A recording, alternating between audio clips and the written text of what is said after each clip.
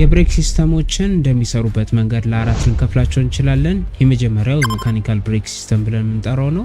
የሲስተም አይነት ዘይቶችን ሳይጠቀም በሜካኒካል ሊንኮች ብቻ ነው ኦፕሬት የሚያደርገው። ይሄ ቀደምት መኪኖች ላይ ወይም ደግሞ መጀመሪያ የሃይድሮሊክ ብሬክ ሲስተም ኮንሰፕት ሳይመጣ በፊት የነበሩ ኮንሰፕቶች ናቸው። ስለሱ በመጀመሪያው ክፍል ወይም ደግሞ በአዲስ ጋራዥ ታሪፍ ተመልክተናል። ስለሱ ማወቅ ከፈለጋችሁ ሊንኩን ላይ ማስቀምጥላችሁ ይሆናል። ስለ ሜካኒካል ብሬክ ሲስተም እሱ ላይ መመልከት ትችላላችሁ። ከዚህ በኋላ በሚኖረን ቆይታ ግን ስለ ሜካኒካል ብሬክ ሲስተም የምናወራበት ነገር አይኖርም ማለት ነው። የቀረ የድሮ ሲስተም ስለሆነ።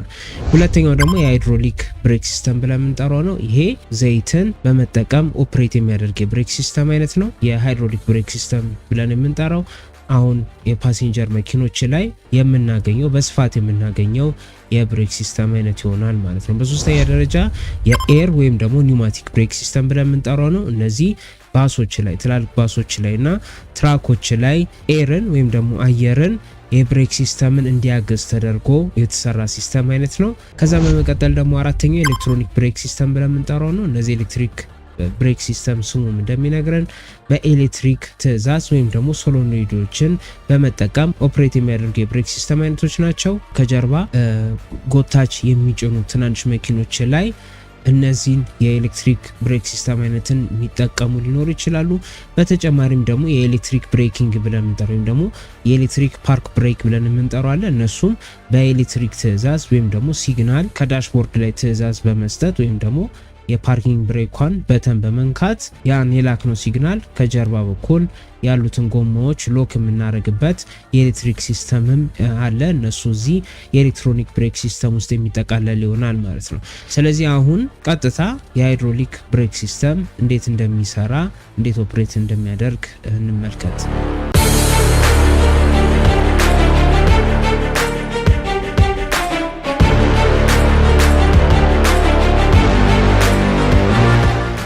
ይህ የሃይድሮሊክ ብሬክ ሲስተም ብለን የምንጠራው በ1950ዎቹና 60ዎቹ ጀምሮ መኪኖች ሲጠቀሙበት የነበረው የብሬክ ሲስተም አይነት ነው። እዚህ ምስል ላይ የምንመለከተው እንግዲህ 100 PSI ፕሬዠር መጀመሪያኛ ከእግራችን ወይም ደግሞ እግራችን ወደ ብሬክ ፔዳሉ የምናስተላልፈው ፎርስ ወደ 100 PSI ፕሬዠር ዲቨሎፕ ሊያደርግ ይችላል።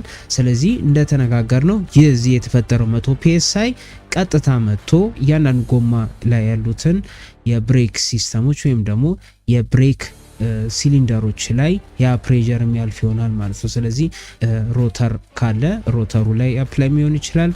እንዲሁም ደግሞ የድራም ብሬክ ሲስተም የሚጠቀም ከሆነ ደግሞ የድራም ብሬኩ ላይ የሚያርፍ ይሆናል ማለት ነው። ስለዚህ እኛ ብሬክ ፔዳሉን አፕላይ ስናደርግ ክሬት የሚሆነው ፕሬዠር አራቱም ጎማዎች ላይ ተመሳሳይ ሆኖ አፕላይ ይሆናል። በዚህ ስኬች ላይ እንደምንመለከተው እንግዲህ እዚህ ጋር የብሬክ ፔዳላችን ያለበት ሴክሽን ጋር እዚህ የብሬክ ፔዳላችን ያለበት ሴክሽን ጋር እቺን ፓርት ማስተር ሲሊንደር ብለን መጥራት እንችላለን። ስለዚህ ዘይት እዚህ ማስተር ሲሊንደር ውስጥ ሞልተን እኛ ብሬክ ፔዳሉን ስንረግጥ እዚህ የብሬክ ሲስተም ላይ ያሉት መስመሮች ጠቅላላ በዘይት ኦሬዲ ተሞልተዋል። ከጥግ እስከ ጥግ ዘይት ዝግጁ ነው። ስለዚህ ልክ እዚህ ጋር ግፊትን አፕላይ ስናደርግ ወይም ደግሞ ግፊትን ስንሰጠው እዚህ ላይ ያሉት ፕሬዠሮች ይህንን የዘይት ሞለኪውሎች ሁሉንም ስለሚገፋ ከዚህ ተነስቶ ዘይት ወደዚህ ትራንስፈር እስኪሆን ድረስ ምንም አይነት ቆይታ አይኖርም ማለት ነው። እያንዳንዳቸው የብሬክ ፍሉድ ሞለኪውሎች እርስ በርሳቸው ተገፋፍተው ወደዚህ የብሬክ ሲስተሞች የሚደርሱልን ይሆናል ማለት ነው።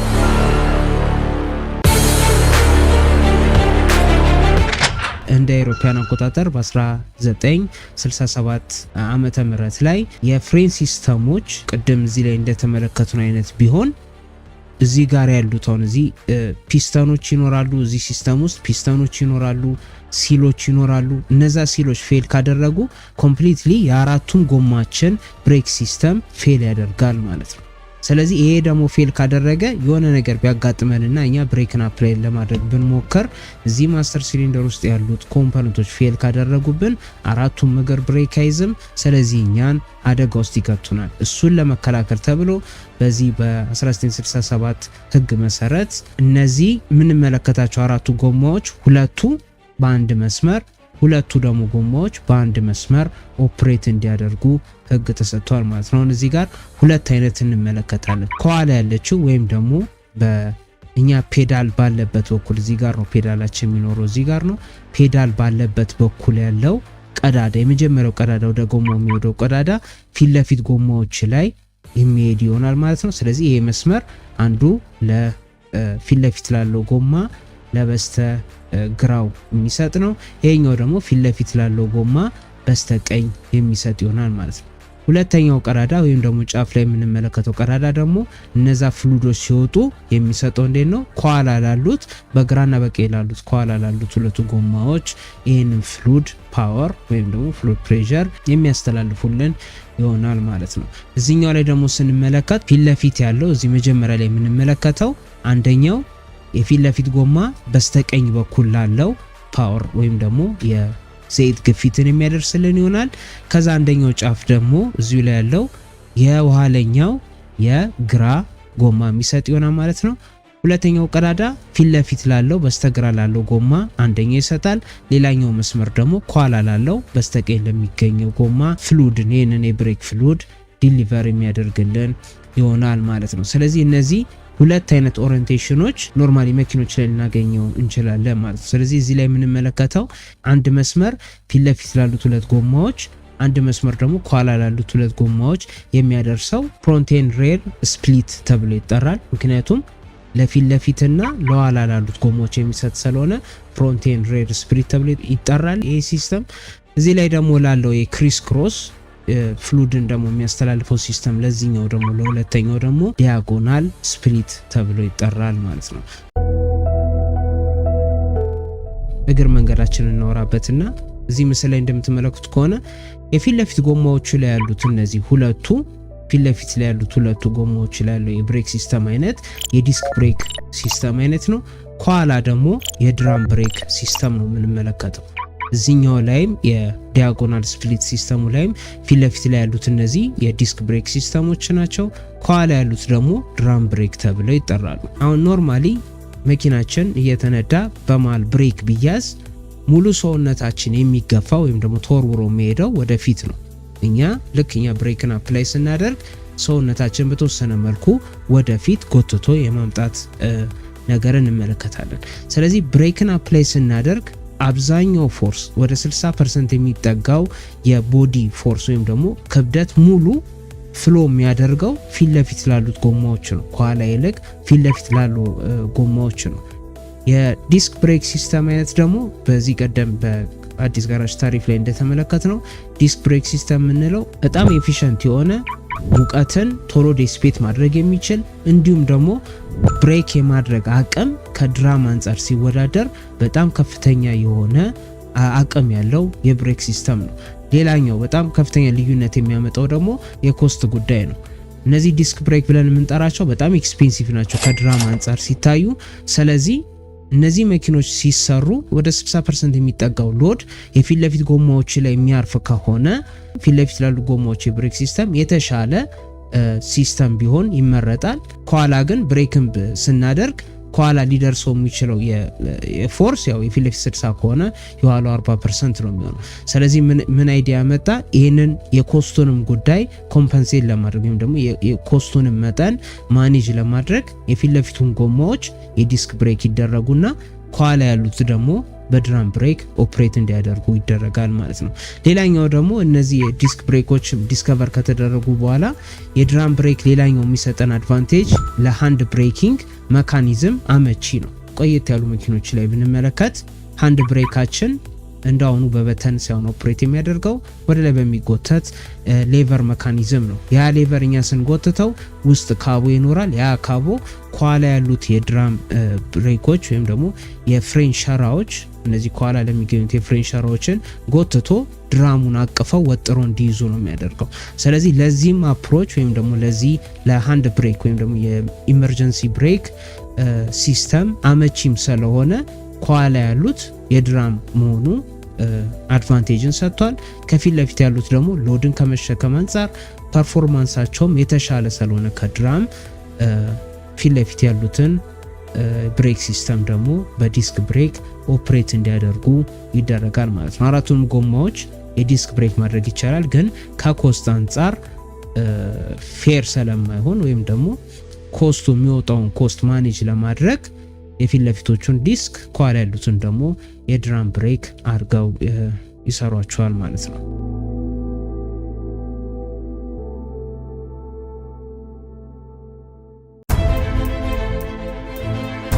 አሁን ስለ ብሬክ ፍሉድ እንመልከት።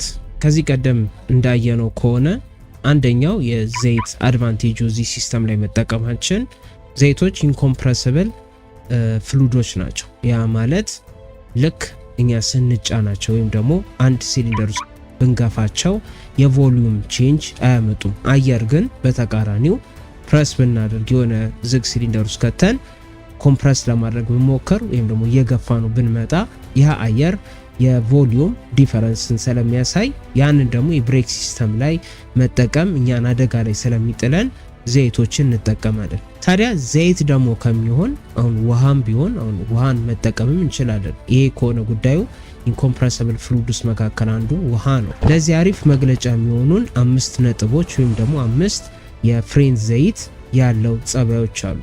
5 ጸባዮች አሉ። የመጀመሪያው ቅድም እንደተነጋገርነው ኮምፕረስ መሆን የማይችል ነው። ስለዚህ ነን ኮምፕረሲብል ፍሉድ ስለሆነ የምንሰጠውን ፎርስ ወይም ደግሞ አፕላይ የምናደርገውን ፎርስ ከእግራችን ካለው ከማስተር ሲሊንደር ተነስቶ ወደ አራቱ ጎማ ሙሉ ለሙሉ ያለምንም መጓደል እንዲደርስ ስለሚያደርግ ይሄ አንደኛው አድቫንቴጅ ነው። ሁለተኛው ላይ ሎ ቪስኮሲቲ ያለው ኦፍ ኮርስ ውሃም ሎ ቪስኮሲቲ ያለው ያ ማለት ፍሉዱ በፍጥነት እኛ አፕላይ ባደረግነው ሰዓት በፍጥነት አክሽንን ለመውሰድ ወይም ደግሞ በፍጥነት ብሬኮቹን ኢንጌጅ ለማድረግ የሚረዳን ካራክተር አንዱ ይሆናል ማለት ነው። ስለዚህ የኤቢኤስ ሲስተሞች ላይም ውስጥ ከተመለከትን ብዙ አይነት ሶሎኔዶች ብዙ አይነት ቫልቮች አሉ።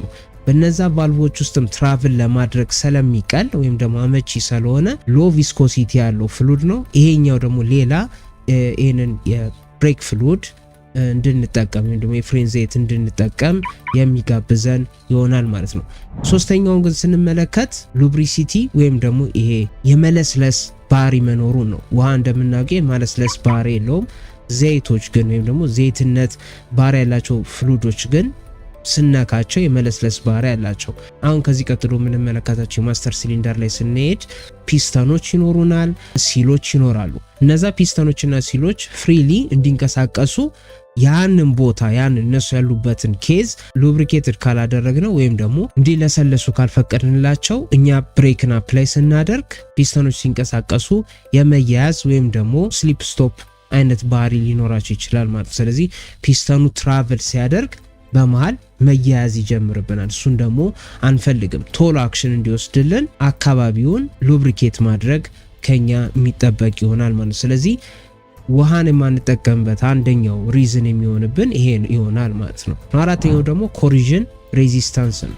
እንደምናውቀው ውሃ ከሜታሎች ጋር ኢንጌጅ ሲያደርግ ቶሎ ኦክሲዳይዝድ የማድረግ ባህሪ ያለው። ስለዚህ ኦክሲዳይዝ የሚያደርግ ከሆነ ቶሎ ዝገትን ፎርም እንዲሆን ያደርግብናል። ስለዚህ የብሬክ ሲስተማችንም በፍጥነት ቶሎ እድሜ እንዳይኖረው ያደርግብናል። እነዚህ ግን የብሬክ ፍሉዶች በውስጣቸው አንቲኦክሲዳንት ስላላቸው ወይም ደግሞ ዝገትን መከላከል የሚችሉበት አዲቲቮች ውስጥ ስለሚኖር እነዚህ የብሬክ ፍሉዶች ተመራጭ ያደርጋቸዋል ማለት ነው። ሌላኛው አምስተኛው ደግሞ ሃይ ቦይሊንግ ፖይንት መኖሩ ነው። እንደምናውቀው ውሃ የሚፈለው 100 ዲግሪ ሴልሺየስ ላይ ከደረሰ የመፍላት ባህሪ ያለው። እነዚህ ዘይቶች ግን በ100 ዲግሪ ሴልሺየስ ሳይሆን እስከ 260 ዲግሪ ሴንቲግሬድ ድረስ ሳይፈሉ ወይም ደግሞ ሳይሞቁ የቪስኮሲቲ ባህሪያቸውን ሳይቀይሩ ለረጅም ሰዓት ማገልገል የሚችሉ ፍሉዶች ናቸው እነዚህ ዘይቶች። ስለዚህ ውሃን የምንጠቀም ከሆነ ያ ሲስተማችን 100 ዲግሪ ሴንቲግሬድ ላይ ኢንጌጅ ካደረገ ቶሎ ይፈላል። ከፈላ ደግሞ በውስጡ ጋዞች ፎርም ይሆናሉ። ያ ጋዝ ደግሞ እንደምናውቀው ኮምፕረሰብል ነው። ስለዚህ ብሬካችንን ስንጫን ሶፍት ሆኖ ወይም ደግሞ ያለምንም ስራ ረጅም ቦታ ትራቭል ሊያደርግብን ይችላል። ሲስተማችንም ፌል እንዲሆን የሚያደርግብን ይሆናል ማለት ነው። እነዚህ ዘይቶች ግን ሳይፈሉ መቆየት የሚችሉ ስለሆነ ረጅም ሰዓት ሃርሽ በሆነም ኢንቫይሮንመንት ብንጠቀማቸው የመኪናውን ሴፍቲ የሚጠብቁልን ይሆናሉ ማለት። ስለዚህ እነዚህ 5 ፖይንቶች እነዚህ 5 የብሬክ ዘይት ካራክተሮች እንድንጠቀማቸው ወይም ደግሞ ለዚህ ሲስተማችን አመቺ እንዲሆኑ የሚያደርጋቸው ይሆናል ማለት ነው።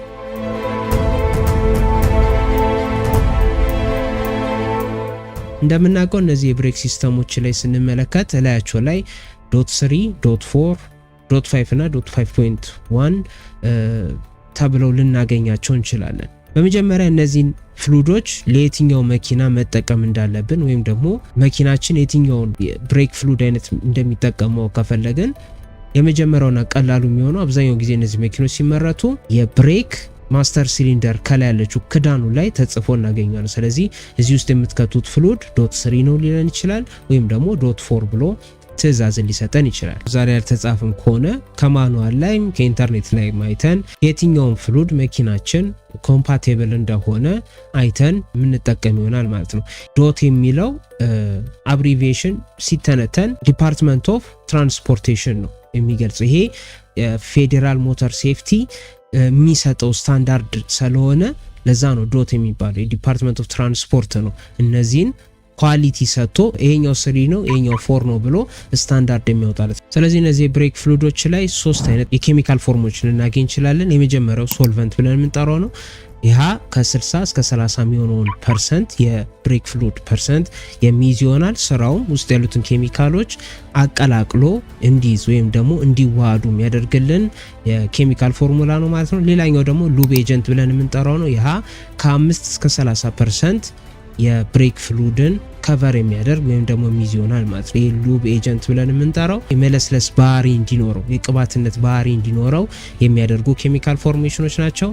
ቀሪው ፐርሰንት የአዲቲቭ ይሆናል ማለት ነው። ስለዚህ እነዚህ አዲቲቮች ኮሪዥን ሬዚስታንስ ሊሆን ይችላል ወይም ደግሞ ኦክሲዴሽንን የሚከላከሉልን አንቲኦክሲዳንት አዲቲቮች ሊሆኑ ይችላሉ ማለት ነው። ስለዚህ በውስጥ የብሬክ ፍሉዳችን ዝገት ፎርም እንዳይሆንና ሲስተማችን ፌል እንዳያደርግ የሚከላከሉልን ኬሚካሎች ይሆናሉ ማለት ነው። ሌላኛው ደግሞ የቦይሊንግ ፖይንቱንም ሜንቴን እንዲያደርግ የሚያስችሉ አዲቲቮችም ይሆናሉ ማለት ነው። ስለዚህ ኖርማሊ እንደ ፍሉድ ወይም ደግሞ እንደ ውሃ በ100 ዲግሪ ሴንቲግሬድ መፍላት ሳይሆን እስከ 200 እስከ 260 ዲግሪ ሴንቲግሬድ ድረስ ሳይፈላ ረጅም ሰዓት ኦፕሬት እንዲያደርግ የሚያስችሉ አዲቲቮች እነዚህ የብሬክ ፍሉድ ውስጥ ልናገኝ እንችላለን ማለት ነው። እነዚህ .3 ብለን የምንጠራቸው ከ1990 ዓመተ ምህረት የተሰሩ መኪኖች ላይ ልናገኘው እንችላለን። .4 ደግሞ ብለን የምንጠራቸው ከ2006 ጀምሮ ያሉ መኪኖች ላይ የሚጠቀሙት የብሬክ ፍሉድ አይነት ይሆናል ማለት ነው። .5 ብለን የምንጠራው ከነዚህ ከ.3 እና ከ.4 የሚለየው አንደኛው ከውፍረት አንጻር ነው። የዘይትነት ውፍረቱ ከፍተኛ ነው። ሌላኛው እነዚህ .3 እና .4 የሚለያቸው ደግሞ እርጥበትን ከመሳብ አንጻር ይሆናል ማለት ነው። .3 እርጥበትን ይስባል፣ ግን ደግሞ ከ.4 አንጻር ሲታይ በጣም አቅሙ ዝቅተኛ የሆነ ነው። ቶሎ ምን አይልም እርጥበትን ከኢንቫይሮንመንት ስቦ ወደ ውስጥ ያስገባል። ከኢንቫይሮንመንት ላይ እርጥበትን ስቦ አስገባ ማለት እንደምናውቀው እርጥበቱ ውሃ ነው። ውሃው ከዘይቱ ጋር አይቀላቀልም። ያ እርጥበት ደግሞ አነስተኛ ከሆነና ከፍተኛ ሙቀት ብሬካችን አፕላይ ካደረገ ጋዝ ፎርም እንዲሆን ያደርጋል። ያ ጋዝ ኮምፕረሰብል ነው። ቀደም ያወራ ነው ፌሊሪቲዎች እንዲመጡ ያደርጋል ማለት ነው። አሁን ለምሳሌ ይሄ .3 እርጥበትን የመሳብ አቅሙ ዝቅተኛ ሆነ ማለት የምንቀይርበት ጊዜ ወይም ደግሞ ይሄንን ዘይቶች የምንቀይርበት ወቅት ይራዘምልናል ማለት ነው። ስለዚህ እርጥበትን ቶሎ የማይሰብብን ከሆነ ለረጅም ጊዜ መጠቀም እንችላለን። ሰርቪስ ማድረግ አይጠበቅብንም። ኖርማሊ እነዚህ የብሬክ ፍሉዶች በ2 ዓመት ወይም ደግሞ እስከ 3 ዓመት ድረስ አገልግለው መቀየር እንዳለባቸው ይነገራል። ወይም ደግሞ ከ30,000 እስከ 40,000 ኪሎ ሜትር አገልግሎት ከሰጡ በኋላ እንዲቀየሩ ማኑዋሎቻችን የሚነግሩን ይሆናሉ ማለት ነው። ስለዚህ ከሁለቱ አንዱ ቀድሞ ከመጣ ያ ማለት 2 ዓመት ካገለገለ የብሬክ ፍሉዳችን መቀየር አለብን ማለት ነው። ወይም ደግሞ 2 እና 3 ዓመትም ሳይደርስ ቀድሞ 30,000 እና 40,000 ኪሎ ሜትር የተጓዘ ከሆነ መኪናችን በዛ ጊዜ ይህንን የብሬክ ፍሉድ ከሲስተማችን አውጥተን በአዲስ የብሬክ ፍሉድ መቀየር ይጠበቅብናል ማለት ነው። ስለዚህ እዚህ ፊገር ላይ እንደምንመለከተው ማስተር ሲሊንደር ብለን የምንጠራው በሁለት አይነት ልናገኘው እንችላለን። የመጀመሪያው ሲንግል ማስተር ሲሊንደር ብለን የምንጠራው ነው። ሌላኛው ደግሞ የታንደም ማስተር ሲሊንደር ይሆናል ማለት ነው። ሲንግል ማስተር ሲሊንደር ብለን የምንጠራው መውጫው ወይም ደግሞ እኛ ብሬክን አፕላይ ስናደርግ ዘይትን ገፍቶ የሚያስወጣበት ፖርት አንድ ብቻ ከሆነ እሱን ሲንግል ማስተር ሲሊንደር ተብሎ ይጠራል። ባለ ሁለት ከሆነ ያ ማለት ቅድም እንዳየነው አይዘር የዲያጎናል ስፕሊት ወይም ደግሞ የፍሮንት እና ሬር ስፕሊት ታይፕ ከሆነ ደግሞ ይህንን የታንደም ማስተር ሲሊንደር ታይፕ ብለን እንጠራዋለን ማለት ነው። ማስተር ሲሊንደር የተለያዩ ክፍሎች በውስጡ ይኖራል። አሁን ለምሳሌ ይህንን ሲንግል ታይፕ ላይ ያሉትን ኮምፖነንቶች ጄነራል ኮምፖነንቶችን ብንመለከት ከላይ መጀመሪያ ላይ የምናገኘው ክዳኑ አለን ማለት ነው። እዚህ ላይ ክዳኑ አለን። ይሄ የሪዘርቬር ካፕ ተብሎ ይጠራል። ይሄ ቦዲው ዘይት የምናስቀምጥበት ቦዲ ሪዘርቬር ነው የሚባለው። ስለዚህ ሪዘርቬሩን የምንዘጋበት ክዳን የሪዘርቬር ካፕ ተብሎ ይጠራል። እላዩ ላይ ትናንሽ ቀዳዶች ሊኖሩ ይችላሉ። እነዚህ ቀዳዶች ስራቸው እንዲተነፍስ ማድረግ ይሆናል ማለት። ሌላኛው የሪዘርቬር ሲል ብለን የምንጠራው ነው። ይሄ ክዳኑ ላይ የምናገኛት ፕላስቲክ ትሆናለች ማለት ነው። ስለዚህ መኪናችንን እየነዳ ነው እንቅስቃሴ ቢኖር መናወጥ መንገጫገጭ እንኳን ቢኖር ውስጥ ያለው ዘይት ወደ ውጪ እንዳይወጣ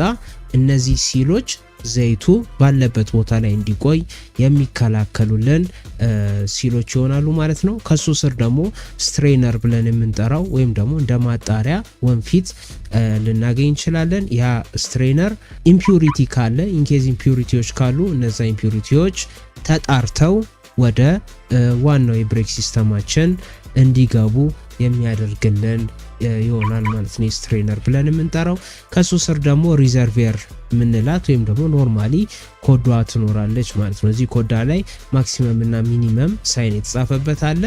እሱን ማክስ እስከሚላት ፖይንት ድረስ ዘይታችንን የምንሞላ ይሆናል ማለት ነው።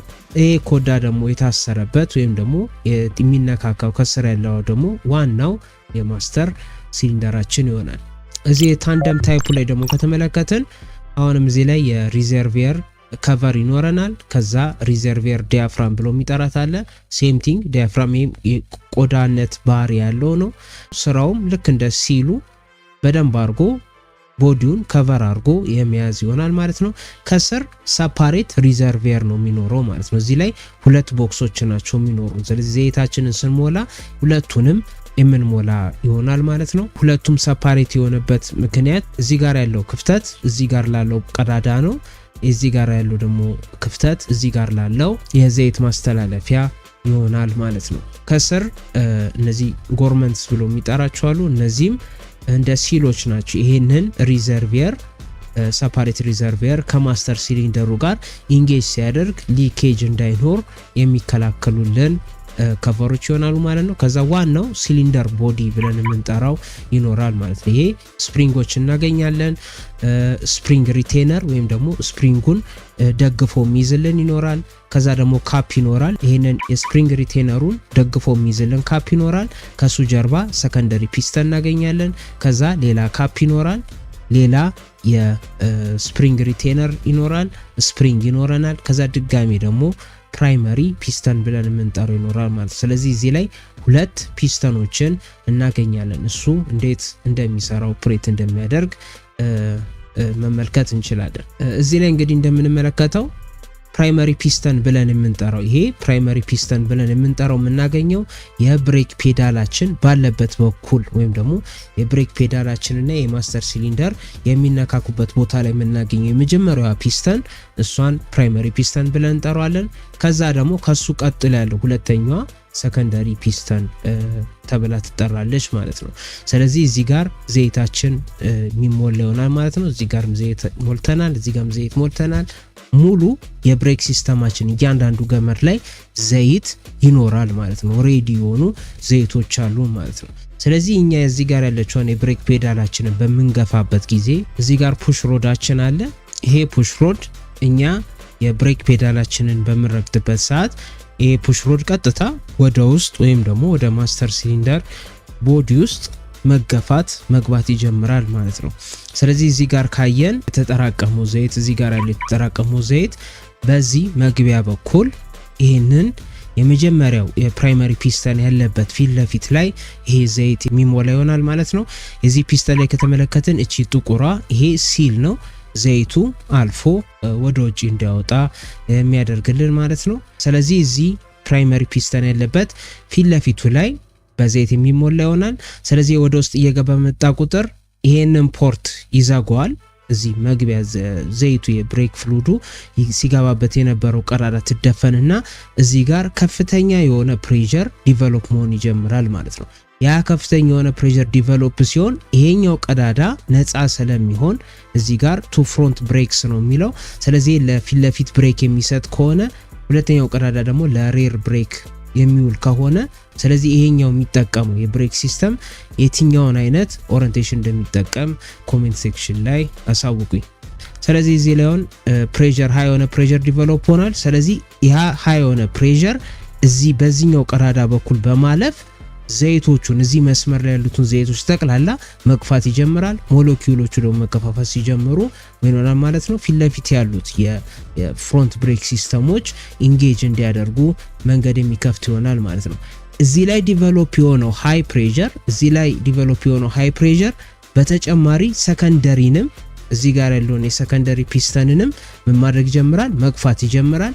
ይሄም የሰከንደሪ ፒስተን መገፋት ሲጀምር እዚህ ጋር ያለው ዘይት ሃይ ፕሬሸር ቢውልድ እንዲያደርግ ያደርገውና በዚህ ቀዳዳ በኩል አልፎ ለሬር ወይም ደግሞ ከኋላ ላሉት የብሬክ ሲስተሞች አፕላይ የሚያደርግልን ይሆናል ማለት ነው። እኛ እግራችንን ከብሬክ ፔዳሉ ላይ ልክ ስናነሳ እዚህ ከጀርባው ላይ እያንዳንዱ ሁለቱም ፒስተኖች ላይ እንደምንመለከተው ሁለት ስፕሪንጎች አሉ።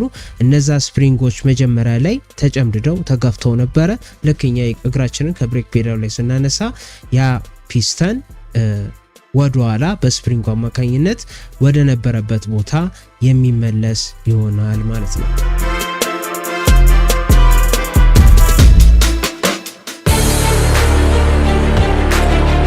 እዚህ የፕራይመሪ ፒስተን ላይ ያለው ሲል ፌል ቢያደርግብን እኛ ፕረስ ስናደርግ ዘይቱ ኖርማሊ ምንም አይነት ፕሬሸርን ዲቨሎፕ ላያደርግልን ይችላል። ምክንያቱም በሲሉ በኩል እያለፉ ስለሚመጡ ማለት ነው።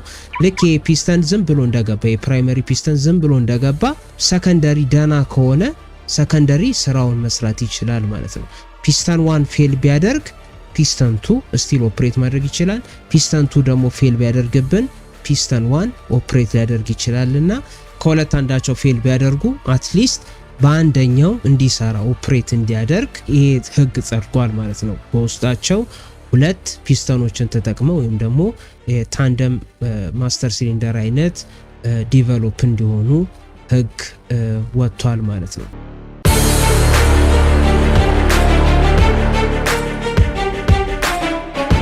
እዚህ የሃይድሮሊክ ብሬክ ሲስተም ላይ እንደምናውቀው እንግዲህ ሌላ ቡስተር ብለን የምንጠራው አለ።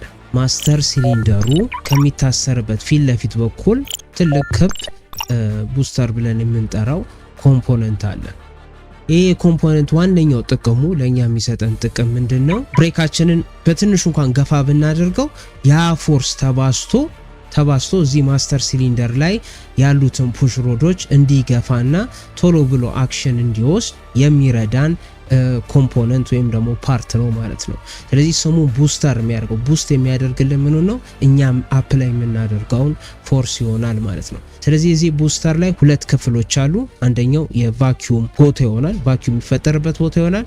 በስተ ቀኛችን ደግሞ ያለው እዚህ ጋር ያለው ክፍል ደግሞ ይሄ አትሞስፌሪክ ኤር የሚገባበት አፕላይ የሚሆንበት ክፍል ይሆናል ማለት ነው። ይሄ ኖርማሊኛ ብሬክ ሲስተሙን አፕላይ ሳናረገው ይሄ የመጀመሪያው ሴክሽን ሙሉ ቫኪዩም ይሆናል። ይሄ እዚህ ጋር ያለው ደግሞ የአትሞስፌሪክ ሳይድ ደግሞ ያለው ይሄ በተወሰነ መልኩ ቫኪዩም የሚሆን ይሆናል ማለት ነው። ልክኛ ብሬክን መርገጥ ስንጀምር በዚህ በኩል ኤር ወደ ውስጥ እንዲገባ ያደርጋል። አየር ወደ ውስጥ እንዲገባ የሚያደርግልን ይሆናል ማለት ነው። ሁለቱን ክፍሎች ይሄ ቫኪዩም የሆነው ቦታና አትሞስፌሪክ ኤር የሚገባበት ቦታ ላይ ሁለቱን ቦታ የሚከፍልልን መሃል ላይ አንድ ዲያፍራም ብለን የምንጠራው ክፍል አለ። ይሄ ዲያፍራም አንድ የጎማ ባህሪ ያለው ተጣጣፊ የሚታጠፍ የሚዘረጋ ኢላስቲክ የሆነ ጎማ ይኖራል። እንዲሁም ደግሞ በተጨማሪ የዲያፍራም ፕሌት ይኖረናል። በብረት የተሰራ የዲያፍራም ፕሌት ይኖረናል።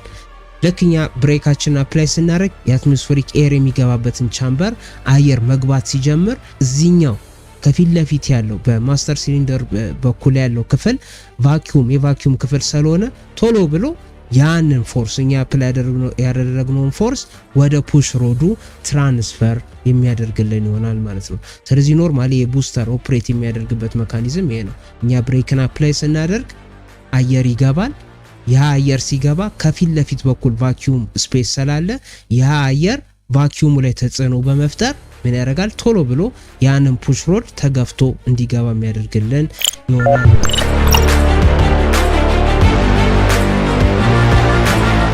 ስለዚህ ኖርማሊ ፓርቶቹን ራፍሊ ብንመለከት እዚህ ጋር 2 ስክሪዎች አሉ። እነዚህ ስክሪዎቹ ከመኪናችን ጋር የሚታሰርበት ብሎኖች ይሆናሉ ማለት ነው። በነት የሚታሰርበት እላዩ ላይ እዚህ ጋር ጎማ ይኖረዋል። እዚህ ጋር ጎማ ይኖረዋል፣ ቡት ይኖረዋል።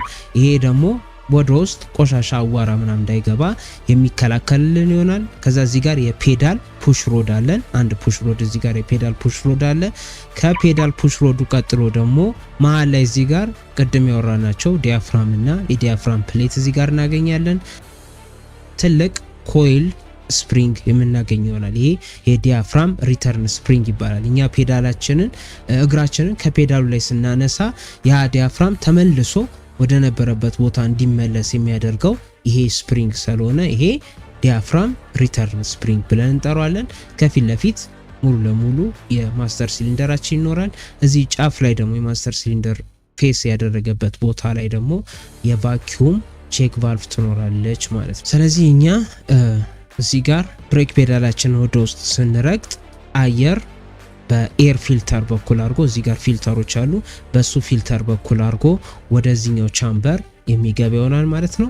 ልክ አየሩ እዚህ ሴክሽን ላይ መግባት ሲጀምር እንዳየነው እዚህ ጋር አሁን ሁለቱም ተመሳሳይ ከለር ነው ያላቸው። ጎልደን የሎ ከለር ያለው ቫኪዩም የሆነ ቦታ ነው። ቀዩ ደግሞ አትሞስፌሪክ ኤር ያለበት ነው። ስለዚህ አትሞስፌሪክ ኤር እዚህ ድረስ አለ። እንደምንመለከተው እዚህ ድረስ የአትሞስፌሪክ ኤራችን አለ። ከዚህኛው መልስ ግን በተወሰነ መልኩ እዚህ ጋር ያለው ቻምበር በተወሰነ መልኩ ይሄም ቫኪዩምድ ነው። ለክኛ ብሬካችንን አፕላይ ስናደርግ ይሄ ፑሽ ሮድ ወደ ውስጥ ይገባል። ልክ ሲገባ አየር በዛው በዚህ በፊልተር በኩል እያደረጉ አየር ይሄንን ቻምበር መሙላት ይጀምራሉ። ያ አየር ግፊቱ እዚህ ጋር ያለው ሴክሽን ሙሉ ቫኪዩምድ ስለሆነ ኮምፕረስድ ሆኖ የማስተር ሲሊንደር ፑሽ ሮዳችንን ወደ ውስጥ እንዲገፋና ይህንን ብሬክ አፕላይ እንዲሆን የሚያደርግልን ይሆናል ማለት ነው። ስለዚህ የእኛን አፕላይ የምናደርገውን ፎርስ መልቲፕላይ የሚያደርግልን አትሞስፌሪክ ኤርን ወደ ውስጥ በማስገባት የቫኪዩም ኤሩ ቶሎ እንዲሸነፍና ቶሎ ያንን ፎርስ ትራንስፈር እንዲያደርግ በማድረግ ነው። ይህንን ቡስት የማድረግ ስራ ወይም ደግሞ የእኛ አፕላይ የምናደርገውን ፎርስ መልቲፕላይ ማድረግ ስራ የሚሰራልን ማለት ነው።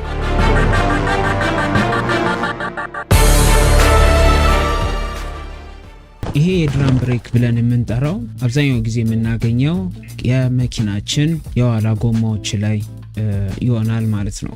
ቆየት ያሉ መኪኖች ላይ አራቱም ጎማዎች በዚህ አይነት የብሬክ ሲስተም ልናገኛቸው እንችላለን። አሁን ላይ ግን ያሉ መኪኖች ላይ ከኋላ ያሉ ጎማዎች የድራም ብሬክ ይሆኑና የፊት ለፊት ጎማዎች ላይ ያሉት ደግሞ ብሬኮች የዲስክ ብሬክ ታይፕ ይሆናሉ ማለት ነው። እዚህ ጋር ያለችው ብረት የዚህ የብሬክ ሲስተም የሚሰራበትን ሜካኒዝሞች ወይም ደግሞ ሜካኒካል ፓርቶችን አቅፎ የሚይዝልን ፓርት ይሄ የብሬክ ድራም ይባላል። ስሙም የድራም ብሬክ ተብሎ የወጣለት በዚህ ክፍል ይሆናል ማለት ነው። ኖርማሊ እንደምትመለከቱት እዚህ ጋር በጣም ብዙ አይነት ክፍሎች ናቸው ያሉት። እኛ ግን ይሄ የሚሰራበት ሜካኒዝም አንደርስታንድ እንድናደርገው ለየት አድርገን 7 ክፍሎችን ብቻ ሜን የሚባሉትን 7 ክፍሎች የምንመለከት ይሆናል ማለት ነው። ስለዚህ የመጀመሪያው እዚህ ጋር የምንመለከተው የብሬክ ድራማችን ይሆናል ማለት ነው። ይሄ ብሬክ ድራም ብለን የምንጠራው እዚህ ከምንመለከታቸው ክፍሎች የሚሽከረከረው ብቸኛ ከጎማ ጋር የሚሽከረከር ክፍል ይሄ ክፍል ይሆናል ማለት ነው። ሌሎቹ ሁሉም ፊክስድ ሆነው ከዚህ የባኪንግ ፕሌት ከሚባለው ጋር ተሰፍተው ተጣብቀው የሚቀመጡ ናቸው። ይሄ ግን የብሬክ ድራም ብለን የምንጠራው ግን አንድ ላይ ከጎማው ጋር የሚሽከረከር ሮቴት የሚያደርግልን ክፍል ይሆናል ማለት ነው። ሁለተኛው እነዚህ ብሬክ ሹ ብለን የምንጠራቸው ናቸው። የድራም ብሬክ ሲስተም ላይ ያሉትን የፍሬን ሸራዎች ብሬክ ሹ ብለን ነው የምንጠራቸው። መኪናችን ጋር ከዚህ ከብሬክ ድራሙ ጋር ፍሪክሽን ፈጥረው የጎማውን ዙር የሚያቀዘቅዙልን ብሎም የሚያቆሙልን ክፍሎች ይሆናሉ ማለት ነው። እዚህ ሲስተም ላይ የድራም ብሬክ ሲስተም ላይ እነዚህ ብሬክ ሹዎች ሁለት ነው የምናገኘው። ወደፊት ለፊት ወደ መኪናው ፊት ዳይሬክሽን በኩል ያለውን የፕራይመሪ ብለን እንጠራዋለን። በተቃራኒው በኩል ያለውን ደግሞ ሰከንደሪ ብሬክ ሹ ብለን እንጠራዋለን ማለት ነው። ስለዚህ እነዚህ የብሬክ ሹዎች ላይ ብሬክ ላይኒንግ አለ። ይሄ በአስቤስቶስ የተሰራ ፍሪክሽንን ዲቨሎፕ ማድረግ የሚችል ሰርፌስ ነው ወይም ደግሞ ሸራ ነው። የፍሬን ሸራ ይሆናል ማለት ነው። እሱ በዚህ በውጭኛው ክፍል በኩል ወይም ደግሞ ድራሙን አክሰስ ማድረግ በሚችልበት ሳይድ በኩል ግራና ቀኝ ላሉት ለፕራይመሪም ለሰከንደሪ ማለት ነው ተለጥፎ የምናገኝ ይሆናል። በሶስተኛው ደረጃ ደግሞ እዚህ ላይ የምናገኘው ይሄ ዊል ሲሊንደር ብለን የምንጠራው ወይም ደግሞ እዚህ ኢሜጅ ላይ በቢጫ ማርክ የተደረገችው ማለት ነው። ይሄ ዊል ሲሊንደር ብለን የምንጠራው ነው። ይሄ ዊል ሲሊንደር እኛ እግራችንን የብሬክ ፔዳሉን ስንረግጥ ዘይት ወደ ውስጥ የሚገባበት ክፍል ነው ማለት ነው። እዚህ የዊል ሲሊንደር ውስጥ በግራና በቀኝ በኩል የዊል ሲሊንደር ፒስተኖች አሉ። እነዚህ ሁለቶቹ ቀያዮቹ ማለት ነው በግራና በቀኝ ያሉ። ስለዚህ እኛ ፍሬኑን ስንረግ ዘይቱ የሚገባው በእነዚህ በሁለት ፒስተኖች መካከል ይሆናል ማለት ነው። ወይም ደግሞ ያ ፕሬሸር ቢልድ አፕ የሚያደርገው በሁለቱ ፒስተኖች መካከል ይሆናል። ስለዚህ እነዛ ፒስተኖች መገፋት ሲጀምሩ ፕሬሸሩ ዲቨሎፕ ማድረግ ሲጀምር በስተቀኝም በስተግራም በኩል መለጠጥ ወይም ደግሞ ወደ ውጪ እየተገፉ የሚወጡ ይሆናሉ ማለት ነው። እዚሁ የዊል ሲሊንደር ላይ ዊል ሲሊንደር ቡት ብለን የምንጠራቸው አሉ። እነዚህ ዊል ሲሊንደር ቡት የምንላቸው ከቨሮች ሽፋኖች ናቸው። እነዚህ እዚህ የዊል ሲሊንደር ውስጥ ቆሻሻ እንዳይገባ የሚከላከሉልን ክፍሎች ይሆናሉ ማለት ነው። በአራተኛ ደረጃ ደግሞ ሪተርን ስፕሪንግ ብለን የምንጠራቸው አሉ። ስሙም እንደሚናገረው የብሬክ ሾዎቹ ብሬክን አፕላይ ስናደርግ እነዛ ሾዎች ድራሙን ካቀዘቀዙት የድራሙን ዞር ካቀዘቀዙት ካቆሙት በኋላ እግራችንን ስናነሳ እነዚህ ብሬክ ሾዎች ወደ ነበሩበት ቦታ እንዲመለሱ የሚጎትቱልን ስፕሪንጎች ይሆናሉ ማለት ነው። ከዛ ደግሞ ባክ ፕሌት ብለን የምንጠራው አለ። ይሄ ባክ ፕሌት ብለን የምንጠራው እዚህ ላይ የምንመለከታቸውን ኮምፖነንቶች በጠቅላላ አቅፎ የሚይዝልን ወይም ደግሞ እነዚህ ፓርቶች የሚታሰሩበት ከጀርባ ያለ ፕሌት ኖርማል ፕሌት ይሆናል ማለት ነው። ስለዚህ ስራው እነዚህን የሪተርን ስፕሪንጎች የብሬክ ሾዎች እንዲሁም ደግሞ እዚህ የዊል ሲሊንደር የምንላቸው ሁሉም የሚታሰሩት እዚህ የባኪንግ ፕሌት ይሆናል ማለት ነው። በስድስተኛ ደረጃ ደግሞ የአጀስቲንግ ስክሪው ብለን የምንጠራው አለ። ይሄ አጀስተር ስክሪው ብለን የምንጠራው አንደኛው የሚጠቅመን ምንድነው ብሬክ ሾዎች እየተበሉ ሲመጡ ወይም ደግሞ እያለቁ ሲመጡ በድራሙና በእነዚህ በሸራዎቹ መካከል ጋፑ እየሰፋ ስለሚመጣ እነዚህ ብሬክ ሾዎች ወደ ድራሙ እንዲጠጋጉ የምንገፋበት ወይም ደግሞ አጀስት የምናደርግበት ስክሪው ይሆናል ማለት ነው። በስተመጨረሻም ሰባተኛ ላይ የብሬክ ላይኒንጎች ይሆናሉ ማለት ነው። እነዚህ የብሬክ ላይን ብለን የምንጠራቸው ዘይቱ ከዋናው ወይም ደግሞ ከማስተር ሲሊንደሩም ሊሆን ይችላል ዘይቱ ፍሎ አድርጎ ለጎማው ወይም ደግሞ ለዚህ ብሬክ ሲስተም ዊል ሲሊንደር ዘይትን የሚያቀብልበት መስመሮች ይሆናሉ ማለት ነው።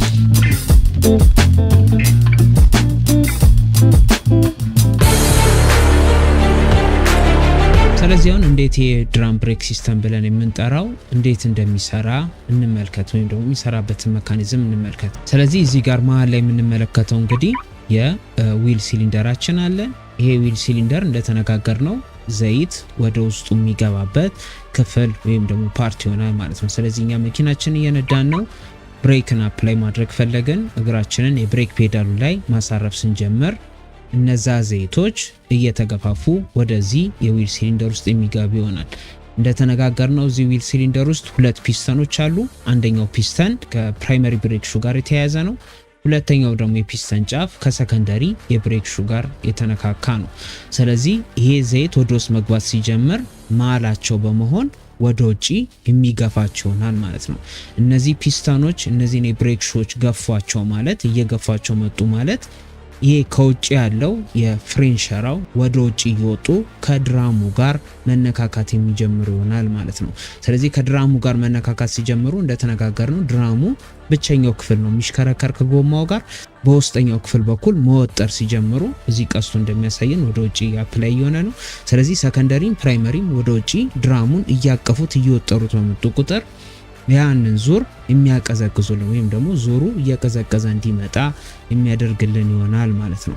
ስለዚህ እኛ ብሬክን ጫን አድርገን ስንይዝ ያ ፕሬሸር እነዚህ ሲሊንደሮች ላይ አፕላይ ሆኖ ስለሚቀር ወጥረው እንደያዙ ይቀራሉ ማለት ነው። ልክ እኛ መንቀሳቀስ ፈልገን እግራችንን ከብሬክ ፔዳሉ ላይ ስናነሳ ውስጥ ያለው ዘይት እንዳለ ሆኖ እዚህ ጋር ሪተርን ስፕሪንጎች ስላሉ እነዛ ሪተርን ስፕሪንጎች ወደ ውጭ ተለጥጦ የነበሩትን ድራሞች ወደ ውስጥ እንዲገፉ የሚገፋቸው ይሆናል።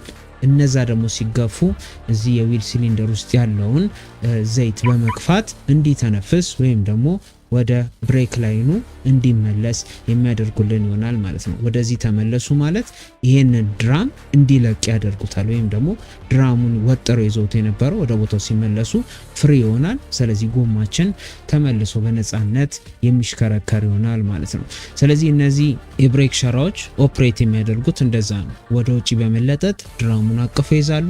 እግራችን ስናነሳ ደግሞ በሪተርን ስፕሪንግ አማካኝነት ወደ ነበረበት ቦታ እንዲመለስ የሚያደርጉልን ይሆናል ማለት ነው። ስለዚህ ቅድም የተነጋገርነው አጀስቲንግ ስክሪው ብለን የምንጠራት እቺኛዋ ክፍል ነች እዚህ ጋር የምንመለከታት ማለት ነው። ይሄ አጀስቲንግ ስክሪው ስሙም እንደሚናገረው አጀስት ማድረግ ነው ስራው። እነዚህ ሸራዎች ረጅም ሰዓት ኦፕሬት ባደረጉ ቁጥር ወይም ለረጅም ጊዜ ኦፕሬት ባደረጉ ቁጥር ፍሪክሽን ነው የሚፈጥሩት። ያ ፍሪክሽን ደግሞ ዊርን ያመጣል። ዊርን ደግሞ የሚያመጣ ከሆነ እነዚህ ሸራዎች እየተበሉ ሲመጡ የተበላው ሰርፌስ ቲክነሱ ወይም ደግሞ የተለጠፉት እነዚህ የዲፍረንት ሸራዎች ቲክነሳቸው ውፍረታቸው እየቀነሰ ስለሚመጣ በኋላ ላይ እግራችንን መርገጥ ስንጀምር ብሬክ ሲስተሙ ላይ በፊት ከነበረው የብሬክ ፔዳላችን ረጅም ርቀት እንዲጓዝ ያደርግብናል ማለት ነው። ለመነካካት ረጅም ሰዓት ይወስድባቸዋል። የድራሙን አንቆ ለመያዝ ረጅም ጊዜ ይወስድበታል። ስለዚህ እሱን ለማስተካከል እነዚህን አጀስቲንግ ስክሪው መፍታት ስንጀምር እነዚህን የሁለት የፕራይመሪ እና ሰከንደሪ ብሬክ ሾዎች እየተገፋፉ ወደ ውጭ እንዲወጡ ባደረግናቸው ቁጥር ወደ ድራም ብሬካችን እየተጠጋጉ እንዲመጡ ያደርግልናል ማለት ነው። ስለዚህ ስንፈታው ይህንን ነገር በጣም አስፍተ ነው ድራሙ ሲገባ በጣም ጠብቆ ወይም ደግሞ በጣም ደብድበን ምናምን የምናስገባበት አክል መወጠር የለበትም። ሲጠብም ደግሞ በቀላሉ ድራሙ ተወርወሮም እንዲገባ አድርገን አንሰራውም ማለት ነው። ስለዚህ አጀስት ሲደረግ ሲገባ ስሙዝሊ ፐርፌክት እንዲገባ ተንሸራቶ የሚገባበትን አክል ወጥረን አጀስት እናደርጋለን። በዛ ጊዜ እኛ ብሬክን አፕላይ ስናደርግ ወዲያው ከድራሙ ጋር ንክኪ እንዲፈጥርና ይህንን ዙር ወይም ደግሞ የጎማውን ዙር እንዲቀንስ ብሎም እንዲቆም የሚረዱን ይሆናሉ ማለት ነው።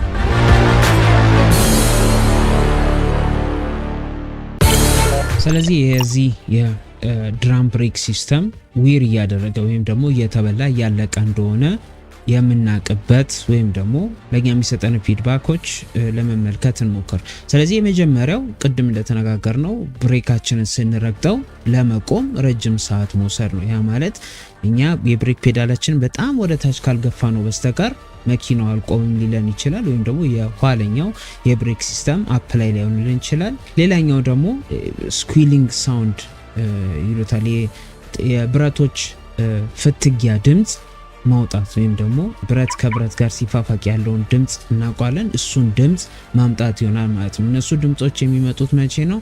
እነዚህ የብሬክ ሸራዎች ሲታሰሩ በሪቬት የተመቱ አሉ። ጎርጎድ ብለው በሪቬት የተመቱ አሉ። ስለዚህ ያ ሸራ እያለቀ በመጣ ቁጥር እነዛ ብረቶች ከድራሙ ጋር መነካካት ሲጀምሩ መጫጫር ሲጀምሩ ከፍተኛ የሆነ ድምጽ ያመጣል። ያም የብሬክ ሾዋችን እያለቀ መሆኑን ለኛ ሲግናል የሚሰጠን ይሆናል ማለት ነው። እዛ ድረስም እንዲደርስ ሪኮመንድ አይደረግም። ምክንያቱም ድራማችንን የሚዋጭረው ወይም ደግሞ የሚበላው ከሆነ በኋላ ላይ የድራሙን ኢፌክቲቭሊ ኦፕሬት የማድረግ ሁኔታን ሚኒማይዝ ስለሚያደርግብን እነዚህ ድምጾች መውጣት ከጀመሩ በፍጥነት የዚህን የፍሬን ሸራዎች እንዲስተካከሉ እንዲቀየሩ ማድረግ የግድ ይለናል ማለት ነው።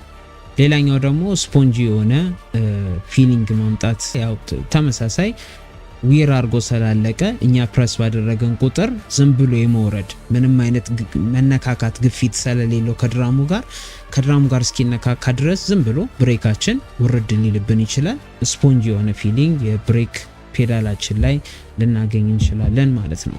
ሌላኛው ደግሞ የድራም ብሬክ ካለ እንደምናውቀው የፓርኪንግ ብሬካችን ወይ ደግሞ የኢመርጀንሲ ብሬካችን አፕላይ ስናደርገው በስርዓት ያለመያዝም ነገር ልናይ እንችላለን ማለት ነው። ስለዚህ እኛ ፓርኪንግ ብሬካችን ወይም ደግሞ የእጅ ፍሬኑን አፕላይ ስናደርገው መኪናችን ስቲል በደንብ ሎክ አድርጎ ወይም ደግሞ የኋላዎቹን ጎማዎች አስሮ ላይዝልን ይችላል ማለት ነው። የሸራ ከተበላ እኛ አፕላይ አድርገን ብንወርድና ገፋ ቢደረግ ስቲል የመንቀሳቀስ ጎማዎቹ ፍሪሊ ሮል የማድረግ ባህሪዎች የምናይ ከሆነ የዚህ ሸራ መበላት ወይም ደግሞ አጀስት መደረግ እንደሚያስፈልገው በሱ ማወቅ ምንችል ይሆናል ማለት ነው።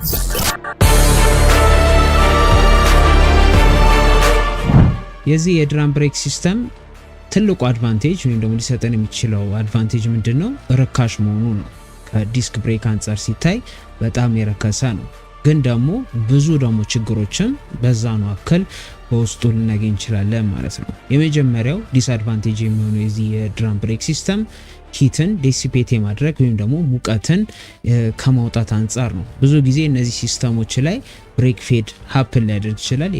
እንደተነጋገር ነው ብሬክ ፌድ ብለን የምንጠራው በፍሬን ሻራው መካከል ከፍተኛ የሆነ ሙቀትን ዲቨሎፕ ስናደርግ የብሬክ ፌድ ሀፕን እንዲያደርግ ወይም ደግሞ የብሬክ ፌድ ኦከር እንዲያደርግ ምክንያት ይሆንብናል ማለት ነው። ስለዚህ በድራም ኢንክሎዝድ የሆነ ሰርፌስ ስላለውና አትሞስፌሪክ ኤር ወደ እነዚህ የብሬክ ሸራዎች የሚገባበት ሚን ስለሌለው ሙቀቱን የሚበተን ከመበተን አንጻር ዳካማ ነው። እሱ አንደኛው ዲስአድቫንቴጅ ሊሆንብን ይችላል። ሌላኛው ደግሞ በዛው በሙቀቱ ምክንያት የብሬክ ፌድ ኦከር እንዲያደርግ ምክንያት ይሆንብናል ማለት ነው። ይሄ ብሬክ ሲስተም ችግር ኑሮበት አደጋ ላይ ከመጣሉ በፊት ማየት የምንችላቸውን ነገሮችን እንመልከት። ከዛ ውስጥ የመጀመሪያው የሚሆነው የዘይት ፍሳሾችን መመልከት ይሆናል ማለት ነው። እዚህ የዊል ሲሊንደር ላይ ሁለት ፖርቶች ይኖራሉ። የመጀመሪያው ፖርት ቀጥታ ከዋናው መስመር ጋር ወይም ደግሞ ከማስተር ሲሊንደራችን ጋር የሚያያዝበት ፖርት ነች። ሁለተኛዋ ፖርት ደግሞ በኋላ ላይ ዘይት ስንቀይር ምን ስንል አየር የገባ ካለ ብሊዲንግ የምንሰራበት ሁለተኛ ፖርት አለ ማለት ነው። ስለዚህ የብሊዲንግ ፖርታችን በሆነ ሚንስ የተከፈተች ከሆነች የተሰነጠቀ ከሆነ የሆነ ችግር ካለበት በዛ በኩል ዘይት ሊወጣ ይችላል። ዘይት እያጎደልን በመጣን ቁጥር ደግሞ የብሬኪንግ ሲስተሙን አቅም እየቀነስን ነው የምንመጣው። ስለዚህ ረጅም መንገድ ትራቭል የምናደርግ ከሆነ ዘይቱን ጨርሰን በኋላኛን አደጋ ላይ ስለሚጥለን የዘይት ፍሳሽ ካለው የጎማው ሰርፌስ ላይ መመልከት የመጀመሪያው ኢንስፔክሽን ይሆናል ማለት ነው። ሌላኛው ደግሞ እነዚህ የብሬክ ድራሙን ስናወርደው በውስጥ በኩል ብዙ የተፋፋቀ ወይም ደግሞ ብዙ ደስቶችን የምናገኝ ከሆነ እሱንም ማጽዳት ይኖርብናል ማለት ነው። እዚህ ላይ ደግሞ ከፍተኛ ጥንቃቄ ማድረግ ያለብን እነዚህ የብሬክ ሸራዎች ሲሰሩ የተሰሩበት ኬሚካል ወይም ደግሞ እነዚህ የፍሬን ሸራ ሲሰሩ ያሉት ኮምፖሳይቶች አንድ ላይ እንዲጠባበቁ የሚያደርግበት ራይዝን ማጣበቂያቸው እንዲሁም ደግሞ ኢቨን የፍሪክሽን ማቴሪያል አሁን አስቤስቶስ ከሆነ ያንን ነገር ወደ ውስጣችን ካስገባ ነው ከተነፈስ ነው ወደ ሳምባችን የሚሄድ ከሆነ የካንሰርን ችግር ሊያመጣ ስለሚችል እነዛ አዋራዎችን ካየን በጥንቃቄ አየር ላይም ሳንበትነው በስርዓት ከዛ የድራም ብሬክ ላይ እንዲወገድ ማድረግ ይኖርብናል ማለት ነው። ስለዚህ በኮምፕረሰር እየመቱ ሙሉ በአካባቢም ያለውን ሰራተኛ በበከል ራሳችንን መጉዳት ስለሚሆን እነዚህን ስንሰራ በጥንቃቄ እነዚህ አዋራዎች ሳይበኑ ወይም ደግሞ የዛ ፍሬን ሸራው ፍቅፋቂ ወደ አትሞስፌር ሳይበተን በስርዓት ተጠንቅቀን እንዲወርዱ ማድረግ ከኛ የሚጠበቅ ይሆናል ማለት ነው። ብዙ ፍቅፋቂ የሚኖር ከሆነ ብዙ የተፈቀፈቀ ካለው የፍሬን ሸራውንም በማየት ምናክል ቲክነስ ላይ እንደደረሰ ወይም ደግሞ ውፍረቱ እነዚህ የፍሬን ሸራ ውፍረቱን በማየት መቀየርም ካለበት እንዲቀየር በአጀስቲንግ ስክሪውም አጀስት የሚደረግ ከሆነ አጀስት እንድናደርግ ያስፈልጋል ማለት ነው። ብዙ ጊዜ እነዚህ የፍሬን ሸራዎች ውፍረት ሴፍ የሚባለው ሚኒመሙ 2 ሚሜ ነው። ስለዚህ ከ2 ሚሜ ያነሰ ቲክነስ ካለው እነዚህ የፍሬን ሸራዎች በአዲስ መቀየር የግድ ይላል ማለት ነው። በተጨማሪ ደግሞ ይሄ የአጀስቲንግ ስክሪው በስርዓት እንደሚሰራ ሪተርን ስፕሪንጎቹ እነዚህ ነገሮችን በደንብ አድርገን በዲቴል መመልከት ያስፈልጋል። እንዲሁም ደግሞ እነዚህ የዊል ሲሊንደሮች ላይ ቡቱ ንጹህ መሆኑ አለመቀደዱ፣ እነዛ ጎማዎች ስቲል ፋንክሽናል መሆናቸውን አለመቀደዳቸውን አለመበጠሳቸውን ከቦታቸው አለመላቀቃቸውንም ማየት ያስፈልጋል። ውስጥ ያሉት ሲሎች ከደካሙ ወይም ደግሞ ከተበላሹ መሀል ላይ የገባው ዘይት ፕሬሸርን ዲቨሎፕ ሲያደርግ በዛ በኩል አምልጦም ወደ ውስጥ የሚፈስ ይሆናል። ወደ ውስጥ የሚፈስ ከሆነ ደግሞ የፍሬንሸራችንንም ያበላሽብናል። ስለዚህ ድራሙንም ስናወልቅ አንድ ላይ ፈሰሰ ነገር ካለ ዙሪያውን በደንብ ማየት ከኛ የሚጠበቅ ይሆናል ማለት ነው።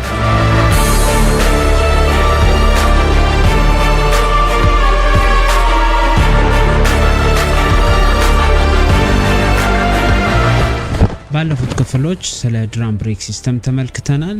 ያሉት ኮምፖነንቶች ምን እንደሆኑ፣ የሚሰራበት ሜካኒዝም ምን እንደሆነ፣ በተጨማሪም ደግሞ አድቫንቴጅ እና ዲስአድቫንቴጁ ተመልክተናል። በዛሬው ክፍል ደግሞ የምንመለከተው ስለ ዲስክ ብሬክ ሲስተም ይሆናል ማለት ነው።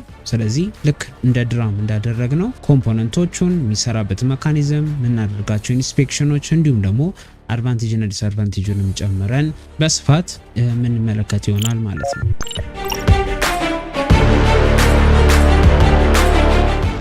የዲስክ ብሬክ ሲስተም ብለን የምንጠራው ከሞላ ጎደል አነስ ያሉ ፓርቶች ናቸው ያሉት። እዚህ ላይ እንደምንመለከተው የፍሬንሸራዎች ፍሪክሽንን አፕላይ የሚያደርጉት በዲስክ ላይ ስለሆነ የዲስክ ብሬክ ተባለ።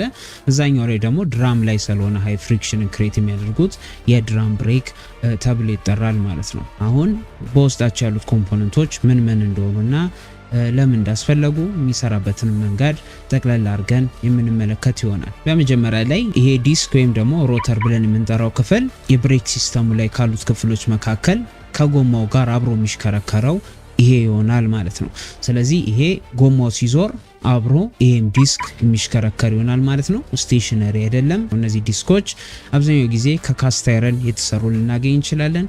ሃይ ፐርፎርማንስ መኪኖች ላይ ደግሞ በካርበን ሴራሚክ የተሰሩ ዲስኮችን ልናገኝ እንችላለን ማለት ነው። ከካስት አይረኑ አንጻር ሲታይ ሂትንም ዴሲፔት የማድረግ አቅማቸው በጣም ሃይ ነው። ከካስት አይረኑ ታይፕ ደግሞ በጣም ውድ የሆኑ የብሬክ ዲስኮች ናቸው። ስለዚህ በካስት አይረንም ሊሰራ ይችላል። የፍሬንሸራውም ፍሪክሽን የሚፈጥረው እዚህ የዲስኩ ሰርፌስ ላይ ይሆናል ማለት ነው። በተጨማሪ ደግሞ እነዚህ ፍሬንሸራዎቹ የብሬክ ፓድ ብለን ነው የምንጠራው። እንደምናውቀው የድራም ብሬክ ሲስተም ላይ ሹ ብሬክ ነበረ የምንላቸው። እዚህኛው ላይ ሲሆን ደግሞ ብሬክ ፓድ ብለን ነው የምንጠራቸው። እዚህ ላይም የዲስክ ላይም ሁለት ብሬክ ፓዶች ናቸው የምናገኘው። አንድ በውጭ በኩል አንድ በውስጥ በኩል በሁለቱም ሳይድ የሮተሩን ወይም ደግሞ ዲስኩን አንቀው ፍሪክሽን የሚፈጥሩልን ማለት ነው። በተጨማሪ ደግሞ ሌላኛው ክፍል ደግሞ እዚህ ጋር ካሊፐር ብለን የምንጠራው ክፍል አለ። እዚህ ካሊፐር ውስጥ በውስጡ ፒስተኖች ይኖሩታል። በተጨማሪም ሁለት ፖርቶች ይኖሩታል ማለት ነው። የመጀመሪያው ፖርት ከማስተር ሲሊንደር ሆነ ከኤቢኤስ ሲስተም ዘይት የሚገባበት ፓርት ነው። ሌላኛው ደግሞ ፖርት ብሊዲንግ የምንሰራበት ወይም ደግሞ አየር ሲስተማችን ውስጥ ከገባ የምናስወጣበት ደግሞ ተጨማሪ ሌላ ፖርት ይኖረናል። በተጨማሪ ብራኬት ብለን የምንጠራው አለ። ይሄ ብራኬት ብለን የምንጠራው የፍሬንሸራውን ደግፎ የሚይዝልን ስኬለተን ወይም ደግሞ ፍሬም ይሆናል ማለት ነው። በተጨማሪ የብሬክ ላይኖች አሉ ማለት ነው። ዘይቱ የሚተላለፍበት ከማስተር ሲሊንደር ወደ ካሊፐሩ፣ ከካሊፐር ወደ ማስተር ሲሊንደር የሚመላለስበት ደግሞ የብሬክ ላይኖች ይኖሩታል ማለት ነው። በተረፈ እነዚህ ሀብ ናክል ብሎ የሚጠራቸው እነዚህ ዞሩ ወደ ጎማው ትራንስፈር እንዲሆን የሚያስተላልፉልን ክፍሎች ናቸው። ስለዚህ የዲስክ ብሬክ ሲስተም ብለን የምንጠራቸው የዲስክ ብሬክ ፓድ አውተር እና ኢነር ብራኬት እንዲሁም ደግሞ ካሊፐራችን ይሆናል ማለት ነው።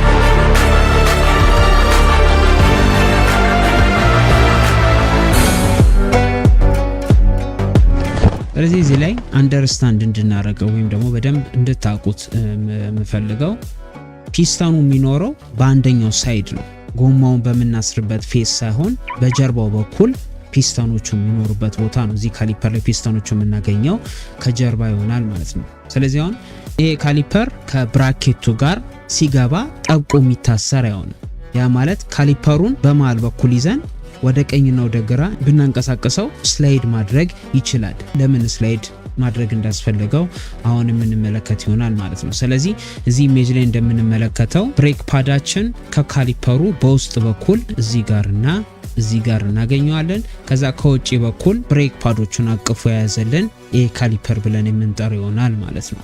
ስለዚህ እኛ መኪናችንን እየነዳን ይሄ ሮተር እየተሽከረከረ ነው። እዚህ ጋር ዊል ስተድ የሚላቸው ይሄ ጎማ የሚታሰርበት ብሎኖች ናቸው። ልክ እኛ ብሬክን አፕላይ ስናደርግ ዘይት በዚህ ፍሌክሲብል ብሬክ ሆዝ ብሎ በሚጠራት በኩል በዚህ በኩል ዘይት መግባት ይጀምራል።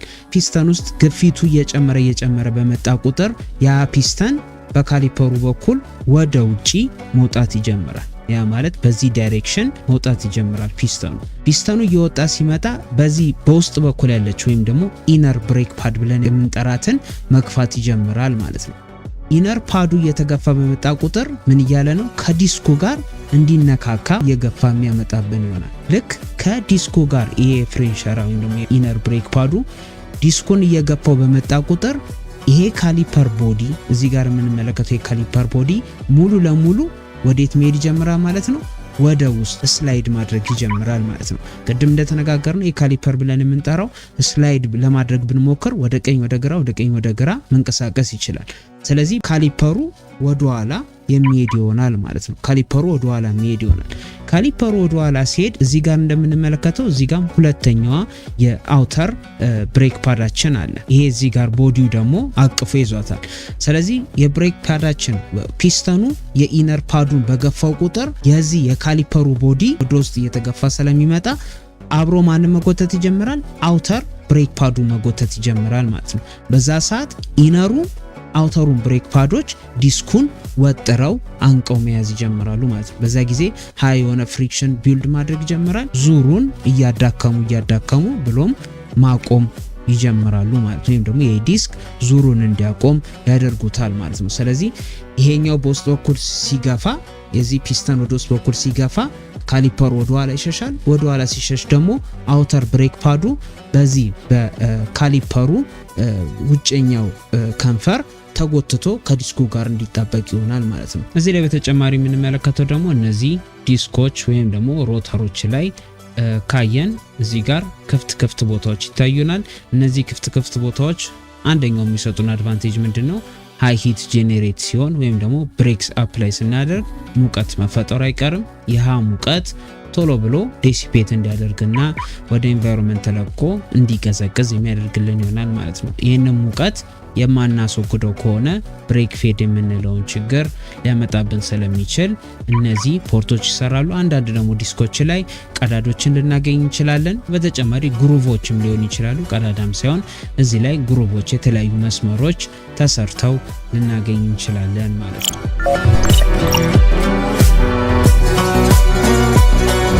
እዚህ ላይም የፍሬን ሸራዎች ተበልተው ማለቃቸውን ከምናቅበት መንገድ መካከል የመጀመሪያው ስኩዊሊንግ ሳውንድ ብለን የምንጠራው ወይም ደግሞ እነዚህ የፍሬን ሸራዎች ሲታሰሩ ከጀርባቸው የምትገባ ጠፍጣፋ ብረት አለች። እቺ ብረት አድቫንቴጇ የብሬክ ሸራው እያለቀ መሆኑን ኢንፎርሜሽን የምትሰጠን ብረት ትሆናለች ማለት። ስለዚህ እየተበላ በመጣ ቁጥር ምን ይላል? ከሮተሩ ጋር ያ ብረት መነካካት ሲጀምር ምን ያደርጋል? ከፍተኛ የሆነ ድምፅን ማውጣት ይጀምራል። በዛ ሰዓት የፍሬን ሸራችን እንደተበላ ማወቅ እንችላለን። ኖርማሊ ይሄ የፍሬን ሸራ ሚኒመም ሴፍ ወርኪንግ ቲክነሱ ወይም ደግሞ ሚኒመም የፍሬን ሸራ ማገልገል ይችላል የምንልበት ሚኒመሙ ውፍረት ከ3 ሚሜ እስከ 4 ሚሜ ድረስ ሊጠጋ ይችላል። ስለዚህ 3 ሚሜ በታች ከሆነ እነዚህ ፍሬን ሸራዎች እንዲቀየሩ ማኑዋሎቻችን ያዛሉ ማለት ነው። ምክንያቱም ከዛ በኋላ እነዚህ ፍሬን ሸራዎች ኢቨን ወልቀው መሬት ላይ ሊወርቁ ላይ ይችላሉ።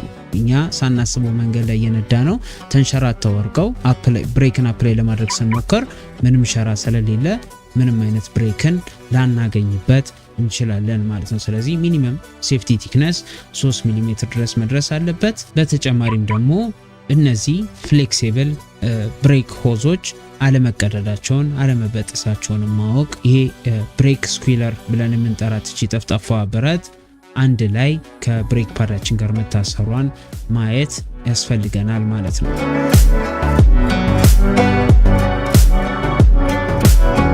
አድቫንቴጅ እና ዲስአድቫንቴጁን ብንመለከት ብዙ አድቫንቴጆች አሉት። ቅድም እንደተነጋገርነው ሙቀትን ዲሲፔት ከማድረግ አንጻር ከፍተኛ የሆነ ጥቅም አላቸው። ከድራም አንጻር ሲወዳደሩ የተሻሉ ናቸው። ስቶፒንግ ፓወራቸውም ከድራም አንጻር ሲታይ በጣም ከፍተኛ ነው። የምታስታውሱ ከሆነ የዲስክ አረስት ታሪፍን ስንመለከት ይሄ የዲስክ ብሬክ ካላቸው ለውድድር መቅረብ ፍቃድ ይሰጣቸው ነበር። እንዲወዳደሩ ፍቃድ የሚሰጣቸው የዚህን አይነት የዲስክ ብሬክ ሲስተም የሚጠቀሙ ከሆነ ነው። ምክንያቱም በጣም ኢፌክቲቭ የሆነ መካኒዝም ስለሆነ ይህንን የብሬክ ሲስተም ሳይኖራቸው መወዳደር እንደማይችሉ አውርተናል። ስለዚህ ሃይ የሆነ ስቶፒንግ ፐርፎርማንስ አላቸው ማለት ነው። እንዲሁም ደግሞ በእርጥበትም ሰዓት ቅድም እንደተናገርነው በዌት ኮንዲሽን ላይም የተሻለ ፐርፎርማንስ የሚያሳዩት እነዚህ የዲስክ ብሬክ ሲስተሞች አይነት ናቸው። ምናልባት ዲስአድቫንቴጁ የዚህ የዲስክ ብሬክ ሲስተም ዲስአድቫንቴጆች መካከል አንደኛውና ትልቁ የሚሆንብን ኮስት ነው።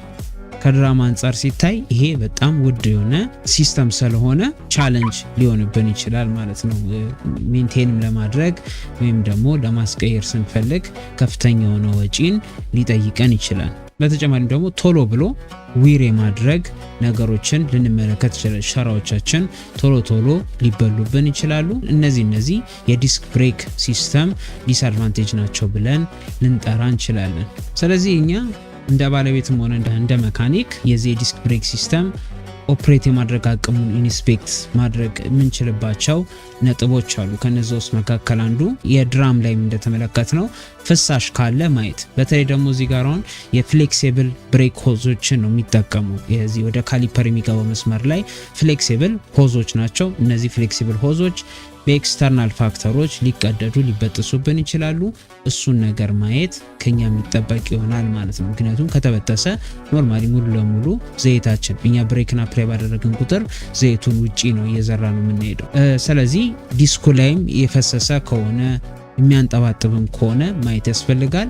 ከፍሌክሲብል ሆዞች ውጪ በተጨማሪ የብሊድ ቫልቫችንም በስርዓት መዘጋቱ ፍሳሽ በዛ በኩል አለመኖሩ መመልከት ጥሩ ነው። ፕላስ ደግሞ እላዩ ላይ ደስት ከቨሮች ይኖራሉ። ያ ደስት ከቨር መኖርና ለመኖርን ማየት ለኛ ይጠቅመናል። በኋላ ላይ ብሊዲንግ ሲሰራ መደፈን እንዳይኖር መቆሸሽ እንዳይኖር እሱን ለመከላከል እንዲረዳን ደስት ከቨሮች አሉ። እነሱ ደስት ከቨሮች መኪኖቻችን ላይ መኖራቸውን ማየት መስራት ከምንችላቸው ኢንስፔክሽኖች ማየት ከምንችላቸው ኢንስፔክሽኖች መካከል እሱ ይሆናል ማለት ነው። በተጨማሪም ቅድም እንደተነጋገርነው የብሬክ ፓዶች እነዚህ ሚኒመም ሴፍቲ ቲክነሳቸው ከ3 እስከ 4 ሚሊ ሜትር ይባላል። ስለዚህ ከ3 ሚሊ ሜትር በታች ከሆነ እነዚህ ፍሬንቸሮች መቀየር አለባቸው። በተጨማሪ ደግሞ የዲስክ ብሬካችን ላይ ከላይ ጠርዝ መውጣት ከጀመረ ያ ማለት እዚህ ዲስኩ ጫፍ ላይ እዚህ ላይ ከንፈር መውጣት ከጀመረ በእጃችን ስነካው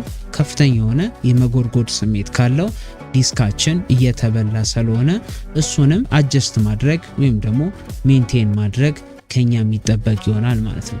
በተጨማሪ ደግሞ እነዚህን ሰርቪሶች ከሰራን ዘይትን መቀየር፣ ብሊዲንግን ከሰራን ጎማን መቀየር፣ ውስጥ ያሉትን ቤሪንጎች የምንቀይር ከሆነ እዚህ ሀቡ ላይ ያሉትን ቤሪንጎችን የምንቀይር ከሆነ በዛ ሰዓት ግሪስ እነዚህን ሰርፌሶች ይሄ የዲስክ ብሬካችን ሰርፌሶች ላይ ግሪሶች ካሉ በኋላ ብሬክን አፕ ላይ ስናደርግ ኢፌክቲቭ የሆነ ብሬኪንግ ፐርፎርማንስ አናገኝባቸውም፣ እኛንም አደጋ ላይ ሊጥሉን ይችላሉ ማለት። ስለዚህ ኢንስፔክት ስናደርግ ሁሌም ቢሆን ዲስካችንን አጽድተን ፍሳሽ መኖርና ለመኖሩን ማየት ይጠበቃል። በተጨማሪ ደግሞ እነዚህን ፓዶችንም ስንቀየር ይህንን ካሊፐር ስናወልቀው ማንጠልጠል ፈጽሞ የተከለከለ ነው። ምክንያቱም ቅድም እንደነገርኳችሁ እዚህ ጋር አሁን ፍሌክሲብል ብሬክ ሆዝ ብለን የምንጠራት ተንጠልጥሎ እሱ ሊቆረጥብን ይችላል። የካሊፐር ብለን የምንጠራው ቦዲ ክብደት ስለሚኖረው ይህንን ሆዝ ሊበጥስብን ይችላል። ስለዚህ ምንጊዜም ቢሆን ጫና ሳንፈጥር እዚህ ሆዝ ላይ ጫና ሳንፈጥር በሆነ ሁክ ተጠቅመን አንጠልጥለ ነው ቦዲው ላይ እንዲንጠለጠል አድርገ ነው የምንቀይረውን ነገሮች ቀይረን ቦታው መመለስ ነው እንጂ ያለብን አንጠልጥለን ዝም ብለን የምንተው ከሆነ እነዚህ ሆዞችን እንበጥሳቸው እንችላለን። ሌላ ኪሳራ ውስጥ እኛን ይከተናል ማለት ነው። ስለዚህ እነዚህን ጥንቃቄዎች ማድረግ መርሳት የለብንም።